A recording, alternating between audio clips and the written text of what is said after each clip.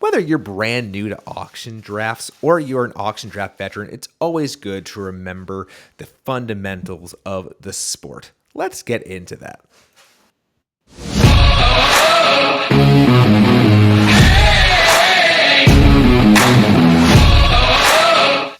What up, everyone? It's me, Matt Record, here with IDP Podcast, talking about auction draft strategy. I know it's a format of drafts that is, kind of rare, more or less rare in the scene nowadays. Many people swear by it. So let's talk about what auction drafts are. So an auction draft is different than your normal traditional snake draft. So your snake draft, you get assigned a draft spot, kind of like in the NFL draft, and you will just draft your players for your team from that spot. So if I have the 5th overall pick, 4 players will be drafted, then I will pick the 5th player. Right? And then we kind of go to the end of the round and we come back around and I'll take the next player and we kind of go from there. So this is very nice. It's very simple, right? Your draft spot, you have a list of players that are available when it gets to you, and you just pick your player.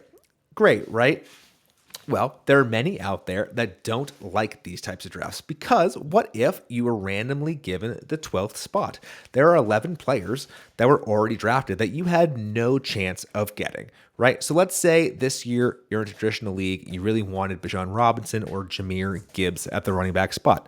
If you're picking 12th, you have no chance of getting them, right? Or, your Jamar Chases of the world, so on and so speak. The glory of the auction draft is you have the same opportunity to get every single player the entire time. So the way it typically works is you are given a budget of money, traditionally, standardly, $200 to fill in your roster. From there, you will be able to bid on players as they are sort of put up for auction. And the person who bids the most money ends up getting them. So if you really, really, really want someone, you can get them. You might have to overpay for them, but you have the same opportunity to get every single player that every single other league member has. So a lot of benefits to this, but that comes with its own level of strategy, right? So you're not just going to be sitting there and then all of a sudden you're just picking from a list of players. You have to be engaged the entire time in your draft, paying attention to what your league mates are doing, how much money you have, and your roster construction. So what we're going to do today is we're going to talk about some pretty basic auction draft advice. Some of this may seem pretty standard for those of you that have been savvy veterans of this auction draft game, but it's still important to talk through helpful advice to help you get ready for your auction drafts. All right, so first thing is first, budget allocation. It's important. I mean, you need to know how much you're willing to spend for each position. So your starters are going to cost you more, obviously, than your bench, but it's a good idea to have an idea for what you're willing to spend for whom. So just having a plan for each position. So we'll talk about this a bit later, but certain positions are deeper than others. So it all goes down to knowing your league. So if your league is a 1 QB league, so you're only starting 1 QB, that devalues the value of QBs. You don't have to overspend for a top QB because the top 12 QBs are really going to be starters. So knowing that versus your running backs, your wide receivers in traditional leagues, if you're playing IDP, which we hope you are, your linebackers are kind of the running backs of the defensive position in standard scoring. It's worth more for you to spend more for those types of players. So it's a good idea to sort of have soft and hard prices for players. So you have your sleepers. Players that you think are going to, do better than their projections. You have your, solid players. They have a pretty good idea how much money you want to spend on them. And you have your top tier players. So going in with a strategy for how you want to construct your team is important. So let's say, you want to get the best running back prospect of the class. You want to get Bijan Robinson. Doesn't matter how much you spend for him. You just want to get him, right? Having that kind of changes the rest of your auction draft. It's like, I'll spend as much money as I can and then kind of go from there. And that's where this flexibility part comes in. You got to be prepared in these auction drafts to be flexible. You can go in with the best plan in the world, and someone else might go in with the same plan, you know? So I keep using this Bijan Robinson example. Let's say your entire plan is to just get him. Well, that might have been someone else's plan. So at a certain point, you have to understand, like, oh, I can't get him, but now I need to have a backup plan. So a lot of the strategy for is just being flexible, going in with a plan so you feel like you have a place to start, but then seeing how the draft sort of goes, right? So how does the draft sort of go? Let's talk about player nominations. So you can be strategic with when it's your turn to nominate a player, who you nominate, right? So you could, and this is something I often do, nominate a player you don't even want. Like Jahmyr Gibbs, I'm out on him. David Montgomery's going to come back and he's going to pilfer some touchdowns, whatever. But you know someone else might really want Jahmyr Gibbs. So you nominate them to make them spend all of their money on a player that you don't even want. You don't even have to bid on them. Let everyone else spend all of their money, which helps, reduce the amount of money out there for you to get the players you actually want. So that's a good strategy. Another strategy with these early nominations. So use early nominations to gauge players and identify potential bargains. So you're not talking about your high-end talent. You know that's going to be expensive. But your wide receiver 2-3, your running back 2-3, a mid-level tight end, just to see where your other managers are at with how much money they're willing to spend. The thing is, when you have a full budget, you are more willing to be spending money on players you wouldn't otherwise be spending, right? Because you're not even thinking about saving money. So I like to throw out like an RB 2 or 3. Trying to think of a good example this year.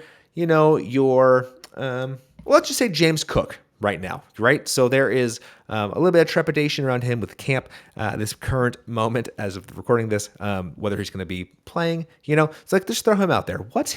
How much money are people willing to spend on him? So that helps gauge your, other players, diminishing some money, while also setting a bar for you with how much you're willing to spend on people. So if someone's willing to spend 60% of their budget on Saquon Barkley, it's like, cool, he was never in my price range, right? But it's like, oh, surprisingly, I could get a James Cook for, only 10% of my budget. That's helpful information, and maybe you'll end up with someone that you didn't expect to get for cheaper than you expected.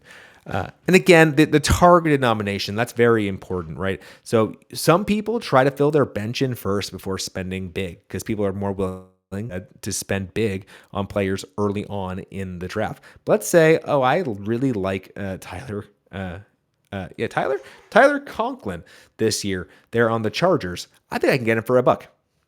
I think I can get him for real cheap. Boom, you got him. That's one fewer roster spot you have to worry about with the rest of your money, getting someone that you really wanted. So it's all about how you want to approach your draft. Some folks really like to go after their starters first. Like, let's just get the and kind of fill it in. I kind of agree with that strategy, but it's really up to you and sort of how you want to handle the building of your draft.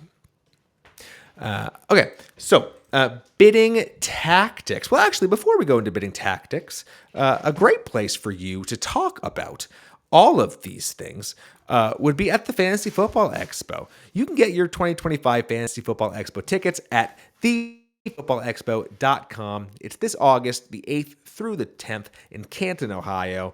And check out the new fan packages, and you can join us and other well-known content creators at the NFL Hall of Fame and Village. I'll be there. I'm super excited to talk shop with everyone that's there. I mean, the best part about it is everyone that's showing up to the Fantasy Football Expo, they know their stuff. So you might have your strategy, they have their strategy.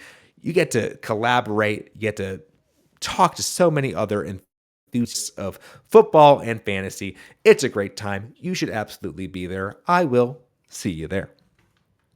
Okay, let's talk about bidding tactics, shall we? You got to control the pace. It's chaotic in these auction drafts. People are upbidding all the time. Usually you have like a 10-second timer to choose if you want to upbid someone else or all this jazz. Just take a breath. Take a breath. Again, go back to your plan. know what you're willing to spend on a certain player and sort of go from there. Identify the value. Target players that you think are going to outperform their values. I know that seems obvious, and we talk about that in your standard redraft leagues, your snake drafts, where in like the late rounds, you're trying to target people you think are going to out. The same thing applies here for auction drafts. So if there's someone that you think people are sleeping on, for me this year, Najee Harris is an example of that. I will target them earlier. I'll target them earlier, and or just let other people bid first to see what that value is, and then kind of jump in at the last second if I'm willing to spend that amount of money. Because people are going to be crazy. People are crazy when it comes to their bidding. But like, let them do all that hard work for you. If the timer gets down to like 5 seconds and it's the price you're willing to spend for a player, jump in then. Yeah, don't overspend. When you get into a bidding war, and I'm guilty of this for sure, you are just willing to say, I'm going to get this player no matter what. I'm going to keep pressing this without, keeping in mind the rest of your roster. So yeah, avoid getting caught up in bidding wars for players that you are not, on a hill to die on for. Now, all that being said, if there is a player that you are saying, I think they have the ability to be number one this year at that position, I absolutely need to have them, great. And just go pay for them to get players in auctions. I know sometimes it feels hard, but you will have to spend for some players. So if there's a player that you are willing to, risk the entirety of your year for, to overspend for, by all means, go get it. That's the glory of the auction league. You can go get that player. But don't overspend on someone that is a sort of nice to have for your roster build. But yeah, this is sort of similarly, bid confidently. Yeah, bid assertively on players you want. But don't hesitate to let others overpay. And if I really think Brock Purdy's or Dak Prescott's gonna jump back into being a top 6 or 7 quarterback, yeah, I'll absolutely bid actively to get them, despite other managers trying to get them. But if someone really wants to overpay for them and they reach a number that you're uncomfortable paying, be okay, moving on, allowing the other people to get them, and then sort of pivoting from there and being flexible. So a good idea generally in fantasy is just understanding your league. So league settings. You have to know what your league specific rules and scoring system entail. Are you in a 1 quarterback league? Are you in a super flex league where you can start 2 quarterbacks? Is there a tight end premium for catches? Are you playing in a league like the Scott Fish Bowl where the leagues completely change every single year? It's really important to help define your strategy for the people that you want to get. So this is good advice for auction leagues. So for auction specific, how much money do you have? Do you have to spend all of your money? If you spend all of your money and you have more roster spots left, are you able to fill that in after, or you have to leave the draft with a full roster, leaving you with potentially some $1 people at the end? I've been in leagues that have been very different all across the board for all the settings. So understand your league, be able to create a plan with your settings in mind. It's huge. It seems so basic, but so many people don't do it. You should. If you're in a dynasty league or playing with people that you know, understanding your opponent's tendencies is absolutely massive. So know who other people are targeting, whether it's a specific team or a position. If you're able to figure out what they're trying to do, you can use to your advantage. I've been in leagues before where all of the fans are the same team that I'm a fan of, the New England Patriots fans, and they're willing to overspend on people like, for this year, a Travion Henderson or a Stephon Diggs, a name on their own team. Cool. Use that to your advantage. Nominate those players early. Let people overspend for them so you can get your bargains later. That's wicked helpful. And yeah, of course, again, if you're in a dynasty, check out your league history, review past draft results, try to identify how much people are typically spending for each position. If you're in a brand new auction league or if it's your first time, it's going to be scary for those first couple drafts. But again, as long as you have a plan and you feel confident leaving that, you're going to be in a good spot. So yeah, additional tips. I just wrote some things here for some pretty standard leagues. Yeah, don't overspend on QBs and tight ends. Yes, they are important, but you can acquire many of them later at a lower cost. Very similar to if you're not going to get the one of the top three of either position, if we're being honest, QBs or tight ends, you can get a perfectly serviceable starter for way cheaper, way later. Let other people pay for those mid folks. But again, I mean, the glory of the auction draft is you can fill in your team the way you want it in. If you want to get a Josh Allen or Lamar Jackson, cool. Pay for them. You got them. Build your league around that, or build your build around that. But if you don't go for them, yeah, just wait. You'll get a perfectly fine later quarterback for way cheaper than what's going to cost you to get sort of like the Jaden Daniels, Jalen Hurts, Joe Burrow tier. And the same thing can be applied to tight ends. Waiting for the end game is like you are going to feel some FOMO with other players getting players, but you have a plan. You are going to be surprised at the players that are available for what cost there is at the end of your draft. So not just some bargains, but some sleepers. Like there are going to be a lot of folks that are going to be around. They're like, oh, I can't believe I paid $4 for this wide receiver that's projecting as a wide receiver three for me, compared to what a similar player went for early in the draft. So I know, be patient, have your players that you want to target, and get them, and then just wait. Let everyone else spend all of their money. Eventually, you'll be the one with the most money, and you'll be able to sort of drive the board and get exactly who you want later on in the draft. And then, yeah, don't be afraid to nominate. I mean, I already sort of mentioned you can nominate with intent, in the sense that you can nominate or player that you don't want, right? And let other people be like piranhas and go after them. But you don't be afraid to nominate someone you actually want. Now, typically people might take advantage of that in the sense of like, oh, they're going after. I'm a Patriots fan. Drake May. Think I'm going to try to keep upping the bid in hopes that the other person keeps spending more and more of their money. It's a dangerous game nominating someone that you want, because people know you nominated for a reason, or you could have been nominating them for a reason. They might try to take advantage of that. Yeah, don't be afraid to do that. But again, know when the cost is too much. Let someone else overpay for someone that you previously wanted, and then sort of pivot from there. So yeah, there you have it. Those are my auction draft advice. Really, a lot of it here is this first part. Just be flexible. Have a plan.